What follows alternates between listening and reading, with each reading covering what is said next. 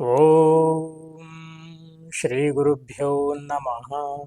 ಹರಿ ಓಂ. ಗುರುಬ್ರಹ್ಮ ಗುರುವಿಷ್ಣು ಗುರುದೇವೋ ಮಹೇಶ್ವರಃ. ಗುರು ಸಾಕ್ಷಾತ್ ಪರಬ್ರಹ್ಮ ತಸ್ಮೈ ಶ್ರೀ ಗುರುವೇ ನಮಃ. ಗುರುವೇ ಸರ್ವಲೋಕಾನಾಂ ವಿಷಜೇ ಭವರೋಗಿಣಾಂ ನಿಧಯೇ ಸರ್ವವಿದ್ಯಾನಾಂ ದಕ್ಷಿಣಾಮೂರ್ತಯೇ ನಮಃ. ಶಂಕರಂ ಶಂಕರಾಚಾರ್ಯಂ ಕೇಶವಂ ಬಾದರಾಯಣಂ ಸೂತ್ರಭಾಷ್ಯಕೃತೌ ವಂದೇ ಭಗವಂತೌ ಪುನಃ ಪುನಃ. ಶ್ರುತಿ ಸ್ಮೃತಿ ಪುರಾಣಾನಾಂ ಆಲಯಂ ಕರುಣಾಲಯಂ ನಮಾಮಿ ಭಗವತ್ಪಾದಂ ಶಂಕರಂ ಲೋಕಶಂಕರಂ. ಓಂ ಶ್ರೀ ಸದ್ಗುರು ಚರಣಾರವಿಂದ್ಯಾಭ್ಯಾ ನಮಃ. ಹರಿ ಓಂ ತತ್ಸತ್. ಶ್ರೀ ಗುರುಭ್ಯೋ ನಮಃ. ನನ್ನೆಲ್ಲ ಆತ್ಮೀಯ ವೀಕ್ಷಕರಿಗೆ ಈ ನಿಮ್ಮ ಮಹೇಶ್ ಗುರುಜಿಯ ಶಿರಬಾಗಿದ ನಮಸ್ಕಾರಗಳು.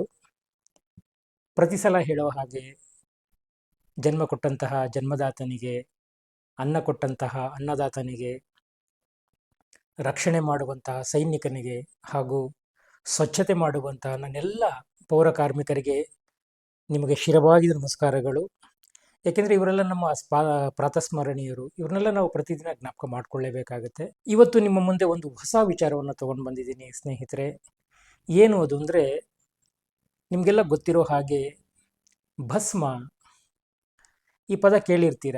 ಏನು ಭಸ್ಮ ಅಂದರೆ ಏನು? ಈ ಭಸ್ಮ ಸ್ನಾನ ಅಂದರೆ ಏನು? ಶಿವನಿಗೆ ಯಾಕೆ ಭಸ್ಮ ತುಂಬ ಇಷ್ಟ? ಭಸ್ಮದ ಮಹತ್ವವೇನು? ಭಸ್ಮಕ್ಕೂ ಪೂರ್ವ ಕರ್ಮಗಳಿಗೂ ಇರುವಂಥ ಸಂಬಂಧಗಳೇನು? ಜೊತೆಗೆ ಭಸ್ಮದ ವೈಜ್ಞಾನಿಕ ಉಪಯೋಗಗಳು ನಮಗೇನು? ಯಾರೆಲ್ಲ ಈ ಭಸ್ಮ ಸ್ನಾನವನ್ನು ಮಾಡಬೇಕು? ಭಸ್ಮ ಅಂದರೆ ಏನು? ಭಸ್ಮದ ವಿಶಿಷ್ಟತೆಗಳನ್ನು ಎಲ್ಲವನ್ನು ಕೂಲಂಕುಷವಾಗಿ ಇವತ್ತಿನ ವಿಡಿಯೋದಲ್ಲಿ ನಾವು ತಿಳ್ಕೊಳ್ಳೋಣ. ಬನ್ನಿ, ಆದರಿಯ ಸ್ವಾಗತ. ನೋಡಿ, ಭಸ್ಮ ಸ್ನಾನ ಅಂದರೆ ಶಿವನ ಅಂಶವನ್ನೇ ನೀವು ಧಾರಣೆ ಮಾಡ್ತಾ ಇದ್ದೀರಾ ಅಂತ ಅರ್ಥ.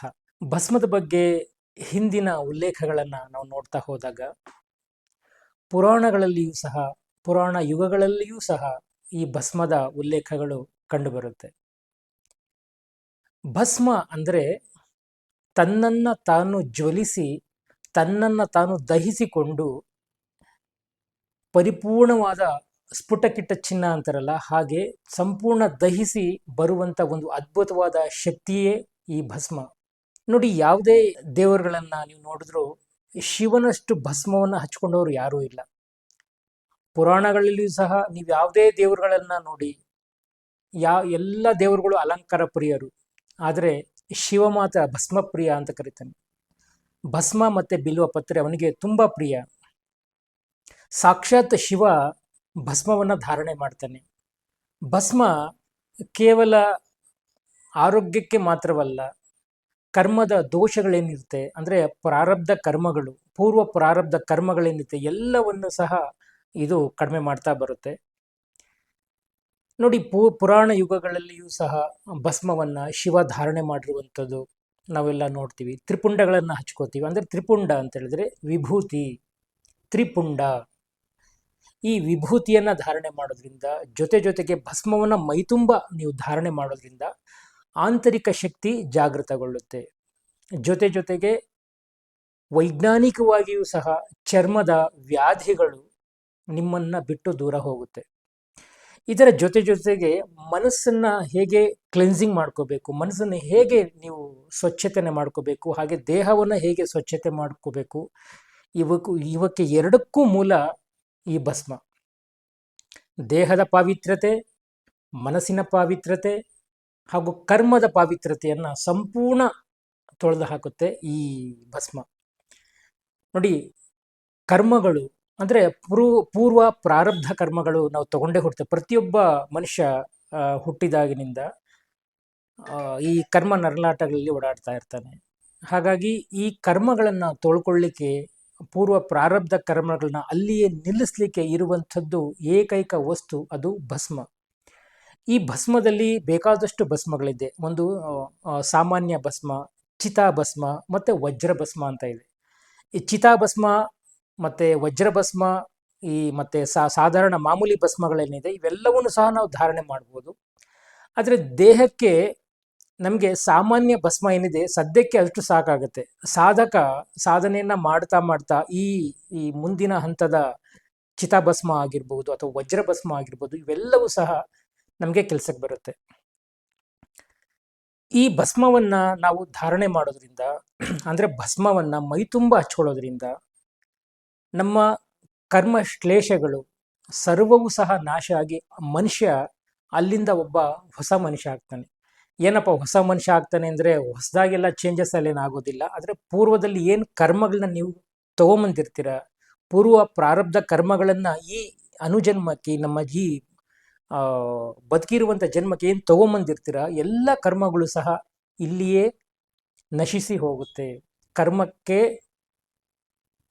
ಸವಾಲೊಡ್ಡುವಂತಹ ಯಾವುದಾದ್ರೂ ಒಂದು ವಸ್ತು ಇದ್ರೆ ಅದು ಭಸ್ಮ. ಹಾಗಾಗಿ ಇವತ್ತಿಗೂ ನೋಡಿ ಎಷ್ಟೋ ಜನ ಅಘೋರಿಗಳು, ಭುಜಂಗಿಗಳು, ನಾಗಬಾಬಗಳು, ಕಾಪಾಲಿಕರು ಧರಿಸುವಂಥದ್ದು ಏನನ್ನು ಧರಿಸ್ತಾರೆ? ಅವ್ರು ಪವಿತ್ರವಾದಂಥ ಭಸ್ಮವನ್ನೇ ಧರಿಸುವಂಥದ್ದು. ಹಾಗಾಗಿ ಭಸ್ಮಕ್ಕೆ ಅಷ್ಟು ಶ್ರೇಷ್ಠತೆ ಇದೆ ನೋಡಿ.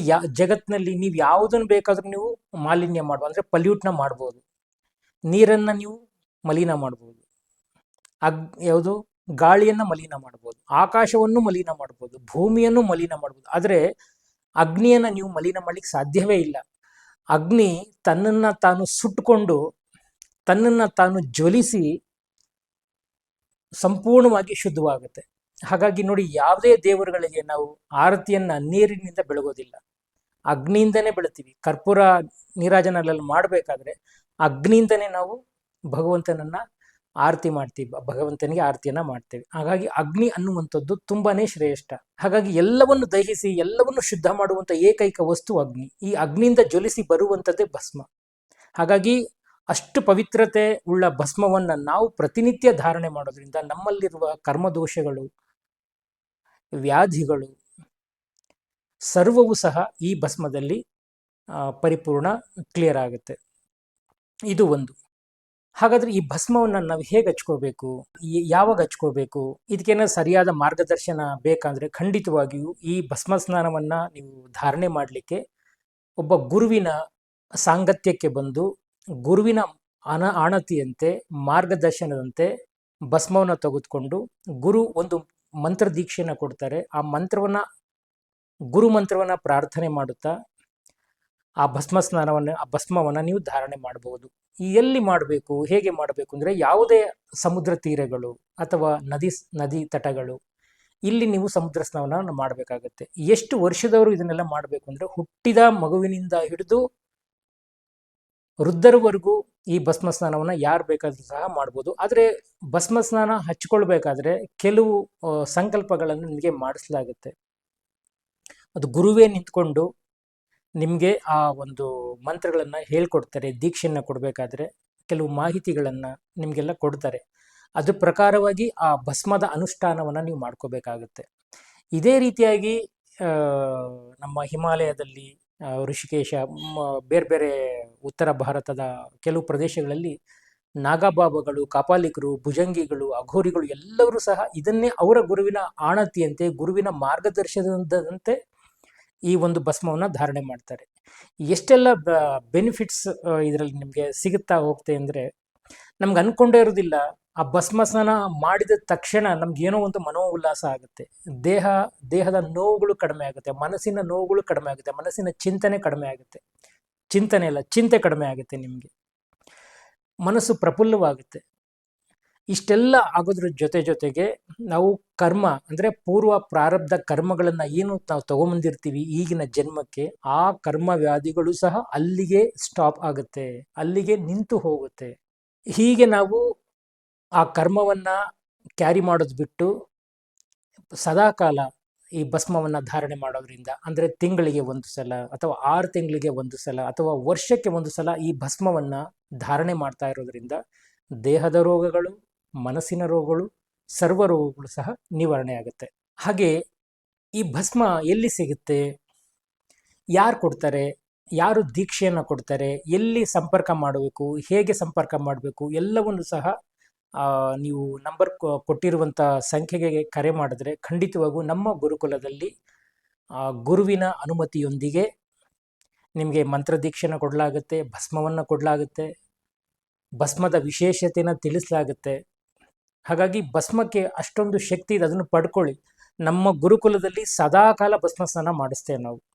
ಭಸ್ಮ ಸ್ನಾನ ಮಾಡಿದ್ರೆ ನಾನು ಹೇಳಿದ ಆ ಚಾರ್ಮಿಂಗ್ ಏನಿದೆ, ಆ ಚಾರ್ಮಿಂಗ್ ತುಂಬ ಚೆನ್ನಾಗಿ ಬರುತ್ತೆ ನಿಮಗೆ. ಯಾವುದೇ ಕೆಲಸಗಳಾಗಿರಲ್ಲ, ಕೆಲಸಗಳು ಚೆನ್ನಾಗಾಗುತ್ತೆ ನಿಮಗೆ. ಮಾತಿನಲ್ಲಿ ಸ್ಪಷ್ಟತೆ ಬರ್ತಾ ಇರಲ್ಲ, ಮಾತಿನ ಸ್ಪಷ್ಟತೆ ಬರುತ್ತೆ. ಮನೋ ನಿಗ್ರಹ ಆಗುತ್ತೆ, ಚಂಚಲತೆ ದೂರವಾಗುತ್ತೆ, ಏಕಾಗ್ರತೆ ಜಾಸ್ತಿ ಆಗುತ್ತೆ.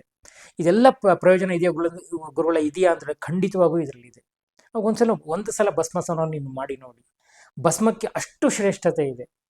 ಅದಕ್ಕೆ ನಾವು ಯಾವಾಗಲೂ ತರ್ಕ ಮಾಡೋದಕ್ಕಿಂತ ಹೆಚ್ಚಾಗಿ ಅನುಭವಿಸ್ಬಿಡ್ಬೇಕು. ಆ ಅನುಭವ ನಾವು ಅನುಭವಿಸೇ ತೀರ್ಬೇಕಾಗತ್ತೆ. ಆಗ ಅದನ್ನು ಎಕ್ಸ್ಪ್ಲೈನ್ ಮಾಡ್ಲಿಕ್ಕೆ ಆಗೋದಿಲ್ಲ. ಹಾಗಾಗಿ ಅನುಭವ ಪಡ್ಕೋಬೇಕು ನೀವೆಲ್ಲ. ನಮ್ಮ ಗುರುಕುಲದಲ್ಲಿ ಪ್ರತಿ ಹುಣ್ಣಿಮೆನಲ್ಲಿ ಯಾವುದಾದ್ರೂ ಒಂದು ಸಮುದ್ರ ತೀರಕ್ಕೆ ನಿಮ್ಮನ್ನ ಕರ್ಕೊಂಡು ಹೋಗಿ ಅಥವಾ ನದಿ ತೀರಕ್ಕೆ ಕರ್ಕೊಂಡು ಹೋಗಿ ಈ ಭಸ್ಮ ಸ್ನಾನವನ್ನ ನಾವು ಮಾಡಿಸ್ತೇವೆ. ಪ್ರತಿ ತಿಂಗಳ ಹುಣ್ಣಿಮೆಯಂದು ಈ ಕಾರ್ಯಕ್ರಮ ಇರುತ್ತೆ. ಯಾರು ಬೇಕಾದರೂ ಸಹ ಪಾಲ್ಗೊಳ್ಬಹುದು. ಈಗ ನೀವು ಎಷ್ಟೋ ರೋಗಗಳಿಂದ ನರಳ್ತಾ ಇರ್ತೀರಾ, ಮಾನಸಿಕ ರೋಗಗಳಿಂದ ನರಳ್ತಾ ಇರ್ತೀರಾ, ಚರ್ಮ ವ್ಯಾಧಿಗಳಿಂದ ನರಳ್ತಾ ಇರ್ತೀರಾ, ಯಾರು ಬೇಕಾದರೂ ಸಹ ನಮ್ಮನ್ನ ಸಂಪರ್ಕ ಮಾಡಿ ಖಂಡಿತವಾಗಿಯೂ ಸಹ ನೀವು ಇದಕ್ಕೆ ಪರಿಹಾರಗಳನ್ನ ನೀವು ಪಡ್ಕೋಬಹುದು.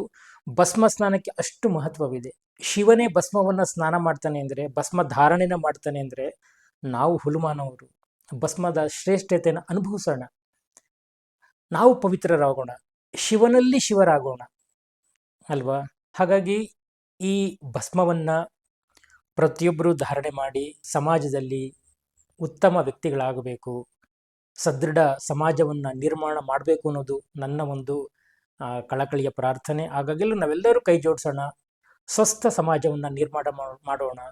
ಆರೋಗ್ಯವಂತ ವ್ಯಕ್ತಿ ದೇಶಕ್ಕೆ ಒಂದು ಒಳ್ಳೆಯ ಆಸ್ತಿ. ಹಾಗಾಗಿ ನಾವು ಸ್ವಚ್ಛವಾಗಿ ಬದುಕೋಣ, ದೇಹವನ್ನು ಸ್ವಚ್ಛವಾಗಿ ಇಟ್ಕೊಳ್ಳೋಣ, ಮನಸ್ಸನ್ನು ಸ್ವಚ್ಛವಾಗಿ ಇಟ್ಕೊಳ್ಳೋಣ ಅಲ್ವಾ? ಇದೇ ನಮ್ಮ ಸಾಮಾಜಿಕ ಜವಾಬ್ದಾರಿಗಳು. ಎಲ್ರಿಗೂ ಒಳ್ಳೆಯದಾಗಲಿ. ನಮಸ್ಕಾರ.